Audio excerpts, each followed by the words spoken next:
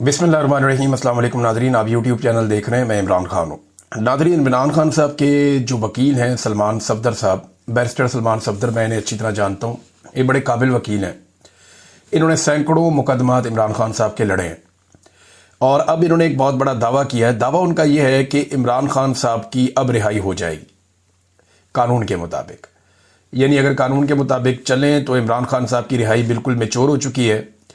जनवरी से दोनों मियाँ बीवी ने, इमरान खान साहब ने और बुशरा बीबी ने, अपनी ज़मानत हासिल करने के लिए दरख्वास्त दी हुई है और 8-9 माह के बाद अलकादर की हेयरिंग होने जा रही है कल के दिन इस्लामाबाद हाई कोर्ट में।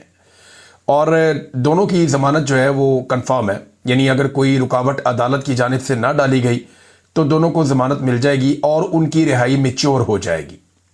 यानी असूलन और कानूनी तरीके से इमरान खान साहब को कल रात तक जेल से बाहर आ जाना चाहिए। ये तो बात है वो जो सलमान सफदर साहब कह रहे हैं, या बाकी कानून को जानने वाले लोग या कानूनदान या वकला वो यही बात करते हैं कि इसी तरह ज़मानत हो जाती है। फिर दूसरा, एक खातून की ज़मानत को 10 माह तक रोके रखना, ये भी एक नेक्स्ट लेवल की नाइंसाफ़ी है जिसकी कोई और मिसाल नहीं है, जो बुशरा बीबी के साथ किया गया। फिर देखें ना, इसमें आप एक दो चीज़ों पे और गौर करें। अच्छा, क्या इमरान खान छूटेंगे या नहीं छूटेंगे, मैं आपको भी बताता हूं। यहां पे इमरान खान साहब से कानूनी इंतकाम लिया जा रहा है। तोशाखाना केस में पैटर्न इन चीफ जनाब इमरान खान साहब को एक ही हकायक पर मुकदमा में तीसरी बार ट्रायल किया जा रहा है। यानी मुकदमा एक ही नौयत का है, अब तीसरी मरतबा इमरान खान साहब को उस पर ट्रायल किया जा रहा है। तोशाखाना में फ़र्ज़ करें कि एक वज़ीर आज़म है, वो 200 चीज़ें ले गया। वैसे इतनी चीज़ें तो नहीं ले जाते, लेकिन 200-300 चीज़ें भी ले जाते हैं। शरीफ खानदान जितना सामान तोशाखाना से ले गया, अगर हर चीज़ पे एक एक मुकदमा बनाया जाए तो अगले 200 साल उनके ऊपर मुकदमा जो है वो चलते रहेंगे। ये जो काकड़ साहब आए थे निगरान वज़ीर आज़म, ये जो सामान ले गए, अगर इसी तरह एक एक करके मुकदमा बनाया जाए तो ये भी इनकी बाकी ज़िंदगी और इनकी नस्लें यही मुकदमे ही लड़ते रहेंगी। इमरान खान साहब पे एक ही मुकदमे को 3 दफ़ा चलाया गया। यानी पहली मरतबा एक जज हमायूं दिलावर साहब ने 3 साल की सज़ा सुनाई इसी मुकदमे में। फिर ज़रा इसको ट्विस्ट करके दोबारा लाया गया और फिर जज जो है बशीर साहब, उन्होंने 14 साल की सज़ा सुना दी इसी मुकदमे में। और अब तीसरी मरतबा एक और जज के साथ यही मुकदमा लाके फिर अडियाला जेल में ट्रायल किया जा रहा है। तो इमरान खान पाकिस्तान की वाहिद शख्सियत है, दुनिया का आप समझ लें, जिसको एक ही मामले में तीसरी मरतबा ट्रायल किया जा रहा है। एक ही नौयत का, एक ही चीज़ का, एक ही मुकदमा है और तीसरी मरतबा वो ट्रायल हो रहे हैं। इमरान खान साहब के वकील ने एक और बड़ी अजीब बात बताई। उन्होंने कहा जी 2 टोटल गवाह हैं जो इमरान खान साहब के खिलाफ आते हैं, जो काबिल जिक्र है, बाकी तो सारे झूठे ही साबित हो गए हैं। एक इनामुल्लाह शाह, ये इमरान खान साहब के साथ ही होता था। एक सुहेब अब्बासी। अच्छा, ये जब भी आते हैं ना अदालत में तो इनसे कोई सवाल किया जाता है तो कहते हैं जी आज हमें सिर्फ इस तोहफे की हद तक याद है, चीज़ें पिछली हम भूल गए। इंसानी याददाश्त है ना, अब ये किसी इदारे की तरह तो काम करते नहीं, आम लोग हैं। तो ये ऐसे गवाह हैं जिनको जो चीज़ें याद दिला के भेजी जाती हैं कि प्रोसिक्यूशन आपसे ये पूछेगी, आपने ये जवाब दे देना है, जज आपसे ये पूछेगा, आपने ये जवाब दे देना है। इस तोहफे से मुताल्लिक आपसे जो भी बातें होंगी वो अपने आप को याद दिला दी हैं। अगर उनसे कोई सवाल करता फलानी चीज़ का बताओ जी, वो मुझे याद नहीं है, ये वाली बात बताओ, मुझे याद नहीं है, वो जो पिछली तुमने गवाही दी थी एक और, वो भी मुझे याद नहीं है, क्योंकि झूठ याद नहीं रहता। लिहाजा इन्हें एक ही तोहफे के ऊपर तैयारी करवा के भेजा जाता है और ये आगे बता दें जी इस तोहफे की हद तक हमें सिर्फ मालूमात है। अब अंदाजा करें गवाह भी इनके पास कैसे कमजोर है। जजों को तो ऐसे गवाहों को नॉर्मली जज उठा के अंदर कर देते होते हैं झूठी गवाही में और गुमराह करने में अदालत को। इस जुर्म के अंदर भी ये बंदे अंदर हो जाते हैं, लेकिन यहां पे जनाब काम चल रहा है क्योंकि एस्टेब्लिशमेंट इसके पीछे खड़ी है। अच्छा, अब ये वकला को लगता है कि बहुत बड़ा दावा है कि इमरान खान साहब रिहा हो जाएंगे कल के दिन में, लेकिन क्या हो जाएंगे? तो मेरी दानिश में ऐसा नहीं होगा। इमरान खान साहब की रिहाई ऐसे नहीं होगी। अगर किसी वक्त इमरान खान साहब रिहा होंगे भी ना और एस्टेब्लिशमेंट पे बहुत ज्यादा दबाव होगा इमरान खान साहब को रिहा करने का, तो एस्टेब्लिशमेंट उससे पहले जो एस्टेब्लिशमेंट के अपने बहुत सारे ऐसे लोग हैं जो एस्टेब्लिशमेंट के वफादार हैं या एस्टेब्लिशमेंट जिन लोगों के साथ कंफर्टेबल है, उन लोगों की इमरान खान के साथ तवातर के साथ मुलाकातें शुरू करवा देगी, उन लोगों को रेलिवेंट करेगी और एस्टेब्लिशमेंट कोशिश करेगी कि इमरान खान की रिहाई, चाहे इमरान खान की अपनी जदोजहद के नतीजे में हो, चाहे अवामी जदोजहद के नतीजे में हो, चाहे सोशल मीडिया, आलमी ओवरसीज पाकिस्तानी और इंटरनेशनल और नेशनल प्रेशर के नतीजे में हो, कुछ भी हो, पाकिस्तान की एस्टेब्लिशमेंट कोशिश करेगी कि इसका क्रेडिट वो अपने लोगों को दे जो पाकिस्तान तहरीक इंसाफ में है, या कम से कम ऐसे लोगों को इसका क्रेडिट दे या उनको हीरो बनाए जो पाकिस्तान तहरीक इंसाफ के अंदर एस्टेब्लिशमेंट के एसेट्स हैं। कोशिश वो ये करेगी। लेकिन सोशल मीडिया का दौर है, लोग सारा कुछ खोल कर रख देते हैं। इमरान खान साहब खुद बड़े समझदार हैं। अलीमा खानम बाहर आई और उन्होंने आकर कुछ बातें बताई, इनमें कुछ चीजें बड़ी इंपॉर्टेंट हैं। एक तो देखें, मुझे नहीं लगता कि इमरान खान साहब की ऐसे रिहाई होगी। मेरे ख्याल में अलीमा खानम को भी यही लगता है और उन्होंने भी ये कहा कि ये तोशाखाना में इमरान खान साहब को पहले सजा देंगे और उसके बाद फिर अल कादर में जमानत मिलेगी, वरना ये होगा नहीं। क्योंकि बुशरा बीबी को भी अभी अंदर रखना है, वरना बुशरा बीबी को तो अब तक बाहर आ जाना चाहिए था। अच्छा जी, इमरान खान ने कहा कि इन्होंने पहले ही सजाएं लिख कर रखी होती हैं और ये सजाएं इन्होंने सिर्फ मुझे सुनानी होती है। इनके गवाह झूठे साबित हो रहे हैं, वरना अभी तक मैं बाहर आ जाता। इमरान खान साहब ने भी वही बात की। Chief justice Islamabad high court को बड़ी मेहनत करके ये लाए, जैसे इन्होंने 26 तरमीम ये वो सारा कुछ किया, और बार बार वो तारीख मनसूख करते हैं। वो बड़ी मेहनत कर रहे हैं इमरान खान साहब का केस ना लगे। 8-9 माह तो हो गए हैं, इमरान खान साहब का केस लगने ही नहीं दिया जा रहा।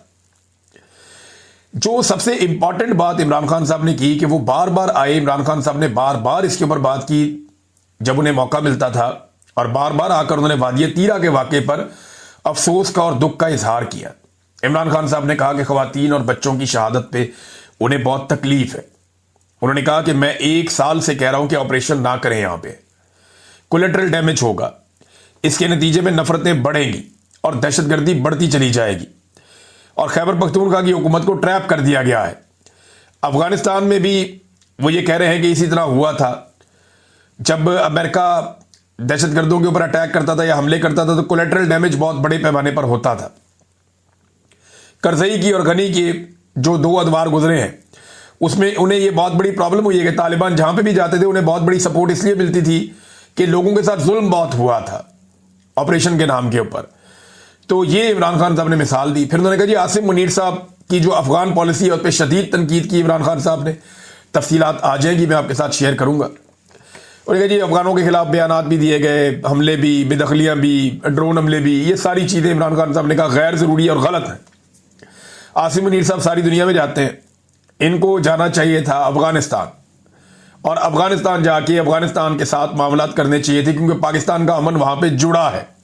इमरान खान साहब कहते हैं कि आसिम मुनीर साहब जो मौजूदा ऑपरेशन हो रहे हैं उससे 2 मकासद हासिल करना चाहते हैं। नंबर 1, उन्हें आलमी सतह पे पजीराई मिल जाए, तारीफ हो जाए कि वो मुजाहिद है जो दहशतगर्दी के खिलाफ खड़ा है और लड़ रहा है।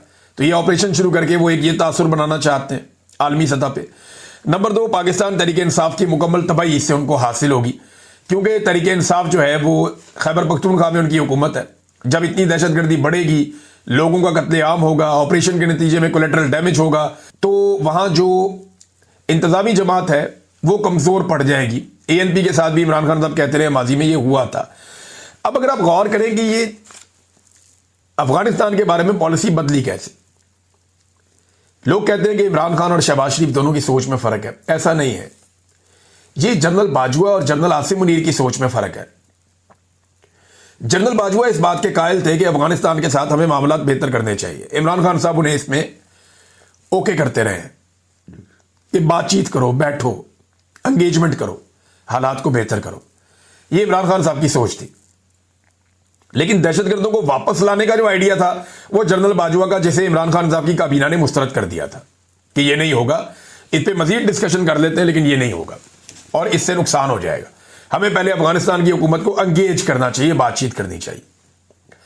लेकिन फिर इमरान खान साहब की हुकूमत खत्म करके बाजवा साहब ने अपनी मर्जी कर दी और दहशतगर्दों के जत्थे वो पाकिस्तान में बुलवा लिए। आसिम मुनीर साहब आए तो वो टोटली अफगानिस्तान के बिल्कुल खिलाफ उनकी पॉलिसी थी, एंटी अफगान। और वो पॉलिसी अब नजर भी आती है ना, वज़ीर दिफा आपका हर थोड़ी देर के बाद कोई ना कोई एक आधा और अफगानिस्तान के ऊपर अटैक कर देता है।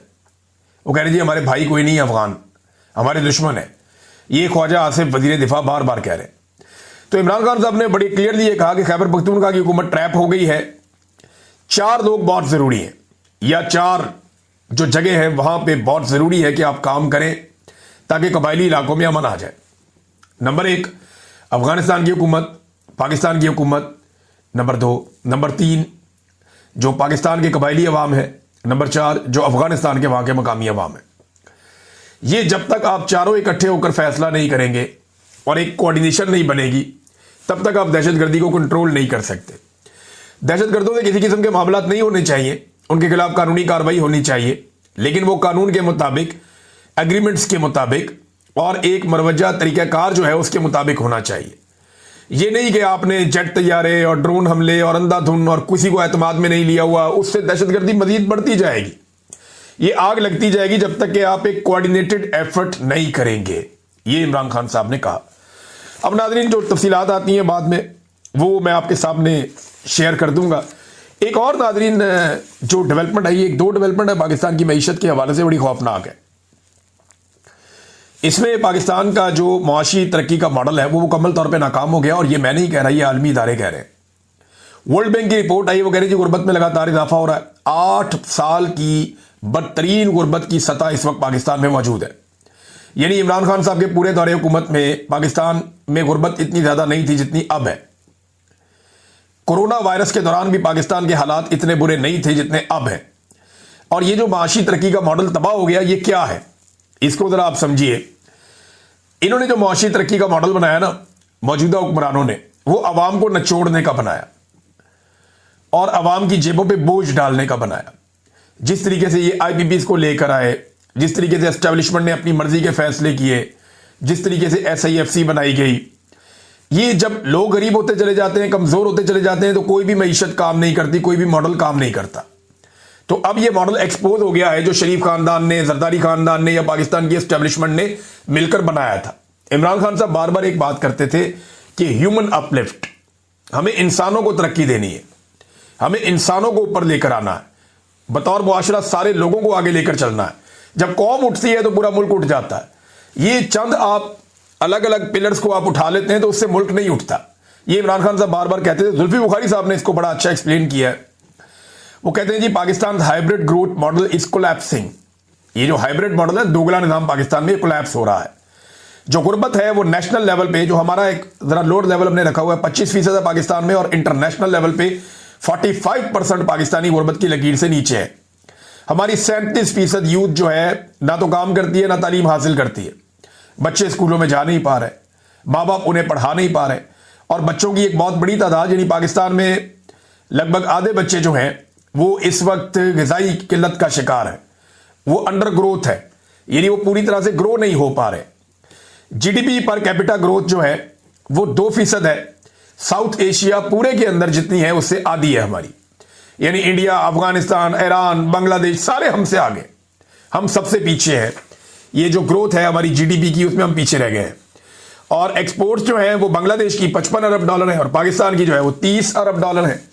ये भी एक बड़ी खौफनाक चीज है। तो एक विशियस साइकिल चल रहा है, लो ग्रोथ का पाकिस्तान में, बढ़ती हुई महंगाई का पाकिस्तान में, बढ़ती हुई गुर्बत का और कर्जों का। और कर्जे पाकिस्तान किस तरह ले रहा है, जरा ये एक खबर मैं आपके सामने रखूंगा, आप ये देखें, आपको पता चलेगा कि पाकिस्तानियों को कैसे धोखा दिया जा रहा है और कैसे पाकिस्तानियों को ट्रैप किया जा रहा है। मौजूदा हुकूमत ने बैंकों से बहुत बड़े पैमाने पर कर्जे लेने का फैसला किया। अब ये जो कर्जे हैं ये 1275 अरब रुपए के कर्जे हैं, और ये कर्जे ले रहे हैं सिर्फ और सिर्फ जो एनर्जी का सेक्टर है वहां पे जो नुकसान है उसको पूरा करने के लिए। अब ये पैसे वापस कौन करेगा, ये पाकिस्तान की तारीख में पहली मर्तबा होने जा रहा है। जरा गौर से सुनिएगा, पाकिस्तान की हुकूमत पाकिस्तान के साथ करने क्या जा रही है। नॉर्मली क्या होता है, हुकूमत कर्जा लेती है, हुकूमत वापस करती है आवाम से टैक्स लेकर। वो मैनेज करते हैं कि यहां से ये टैक्सेस आएंगे, हम ये कर्जा वापस कर देंगे। लेकिन इन्होंने आवाम को ही गिरवी रख दिया है। वो कैसे, ये देखिए, 1275 अरब रुपए का कर्ज लिया जाएगा निजी बैंकों से, 18 बैंकों से यह कर्जा लिया जाएगा। उनके साथ जो मुआहदा है वो आज के दिन में हो गया, और बैंकों को जो कर्जे की वापसी है वो 24 महीनों के अंदर, 24 छमाही एक साथ में की जाएगी। 24 छमाही एक साथ के अंदर, यानी 2 साल को आप 3 से तरफ दे दें तो 6 साल में यह कर्जा वापस हो जाएगा। लेकिन इसके साथ इसका बहुत बड़ा सूद भी वापस होगा। तो यह कर्जा वापस कौन करेगा, यह है असल बड़ी खबर, कि जो आपको बिजली का बिल आता है ना, उसके अंदर अब एक स्पेशल सरचार्ज लग कर आएगा। ये जो कर्जा हुकूमत अपने अल्ले तल्लों के लिए ले रही है, ये जो कर्जा हुकूमत ले रही है अपने खर्चों के लिए, ये जो कर्जा हुकूमत ले रही है वजीर आजम हाउस ऐवान सदर का अखराजात बढ़ाने के लिए, ये जो कर्जा ले रही है हुकूमत बैरूनी दौरों के लिए और अपना इंजॉय करने के लिए, ये कर्जा वापस आपको हुकूमत ने नहीं करना। ये आपके बिल के अंदर, बिजली के बिल के अंदर अगले 6 साल तक आपको सरचार्ज लगकर आएगा और बिजली सार्फिन से सरचार्ज के जरिए यह वसूली की जाएगी और इस तरह यह अदायगी होगी। अच्छा जी, अब ये पहले ही जो पाकिस्तानी है वो लगभग 3.25 रुपए से 3.5 रुपए तक ये सरचार्ज की मर्द में अदा कर रहे हैं। अब ये वाला पैसा भी आप शामिल कर लें कि ये इजाफी सरचार्ज आपको यूनिट के हिसाब से अदा करना पड़ेगा। यानी आप अगर 3.25 रुपए यूनिट पहले ही आप सरचार्ज दे रहे हैं तो अब आपको मजीद पैसा सरचार्ज की मद में आपको देना पड़ेगा और आपके बिल के अंदर लगकर आएगा और आप कुछ भी नहीं कर सकेंगे। ये आपकी हुकूमत इस वक्त पाकिस्तान के साथ खेल रही है। कोई अदालत इसका रास्ता नहीं रोकेगी। आप जाए, जाके चैलेंज है मेरा, किसी भी अदालत में आप चैलेंज कर दें। लाहौर हाई कोर्ट में करेंगे तो आलिया नीलम बैठी हुई है, इस्लामाबाद में करेंगे तो वहां पे जनाब एक और डोगर साहब बैठे हुए, सुप्रीम कोर्ट में करेंगे तो याया अफरीदी साहब बैठे हुए, सिंध हाई कोर्ट का तो अल्लाह हाफिज है। अब आप क्या करेंगे? एक ही तरीका है, जैसे आजाद कश्मीर के लोगों ने अपना बिजली का हक वापस लिया और उन्होंने बिजली अपनी सस्ती करवाई जो उनकी बनती थी, तो इस तरह आपको अपना हक लेना पड़ेगा अगर आप ले सकते हैं तो। नाज़रीन, असद कैसर साहब ने जो है वो पूरा बेनकाब किया मौजूदा एस्टेब्लिशमेंट को और उन्होंने बताया कि कितना मकरूह खेल एक सूबे के साथ खेला जा रहा है और सियासी इंतकाम का निशाना बनाया जा रहा है, ना सिर्फ खैबर पख्तूनख्वा को बल्कि बलूचिस्तान को भी। उन्होंने कहा जी आपने पूरे सूबे को तबाह करके रख दिया है। आपने खैबर पख्तूनख्वा जो 40 साल से जंग में है, इसकी मईशत जो थोड़ी बहुत अफगानिस्तान के साथ थी उसे भी बंद कर दिया है। सूबे में Kalashnikov culture, smuggling Afghan war का नतीजा है। आपने फाटा मर्जर के बाद वादा किया था और वादे के बावजूद NFC अवार्ड या हाइड्रल प्रॉफिट के पैसे आप सूबे को नहीं दे रहे। ये ज्यादतियां खैबर पख्तूनख्वा के साथ की जा रही हैं। एक तो खैबर पख्तूनख्वा को मारा जा रहा है, दूसरा खैबर पख्तूनख्वा के जो वाजिबात हैं वो अदा नहीं किए जा रहे ताकि कहीं ये लोग तरक्की ना कर लें। तो डेलिबरेटली एक मॉडल के तहत खैबर पख्तूनख्वा में पाकिस्तान तहरीके इंसाफ की जो मौजूदा हुकूमत है उसको, उसकी मकबूलियत को खत्म करने की कोशिश की जा रही है। लोगों को इमरान खान के खिलाफ करने की कोशिश की जा रही है, लेकिन अब तक के तो सारे जो तरीक़ेकार है वो नाकाम हुए। ये सोशल मीडिया का दौर है, इतने आराम से तो ये होगा नहीं। नाज़रीन, सुहेल वड़ाई साहब की एक तकलीफ, एक उनका तहरीर मुझे बड़ी तकलीफ हुई वो पढ़ के। उन्होंने एक तहरीर लिखी जिसमें उन्होंने गिलों और शिकवों का इजहार किया कि लंदन वाले प्रोग्राम में मुझे पहले दावत दी गई और फिर मुझे बाद में कहा गया आप ना आए। तो इस पे उन्होंने बड़ी मजम्मत की, बड़ी तकलीफ का उन्होंने इजहार किया। उनके दिल में बड़ा दर्द है इस बात का कि उन्हें एक तकरीब में बुलाकर और बाद में मना कर दिया गया। ये इतना बड़ा जुल्म है, इतना बड़ा जबर है कि तारीख में इसकी कोई मिसाल नहीं मिलती। सुहेल वड़ाई साहब को सिर्फ मैं याद दिलाऊं कि हमें जबरी तौर पे लापता किया गया, हमारे अकाउंट सील कर दिए गए। मेरे तो 3 साल पहले से सील है। नौकरियां सब साफियों से, बहुत सारों से छीन ली गई। एहराम की हालतों में हमें एयरपोर्टों से उठाकर लेकर चले गए। हमारे कारोबार बंद कर दिए, हर चीज की तबाह बर्बादी कर दी गई, घरों को आग तक लगा दी गई। इतनी तबाही फेरने के बावजूद सुहेल वड़ाई साहब के कलम ने जुम्बिश नहीं की। लेकिन जैसे ही सुहेल वड़ाई साहब को एक तकरीब में बुलाकर बाद में कहा गया कि आप मत आइएगा, तो सुहेल वड़ाई साहब ने इसके ऊपर एक नोहा लिख दिया। मेरी गुजारिश है जनाब फील्ड मार्शल आसिम मुनीर साहब से और मेरी गुजारिश है जनाब वजीर आजम शहबाज शरीफ साहब से कि आपको अल्लाह का वास्ता आप इस आदमी को माफ कर दें। ये आपकी और कितनी खुशामद करें।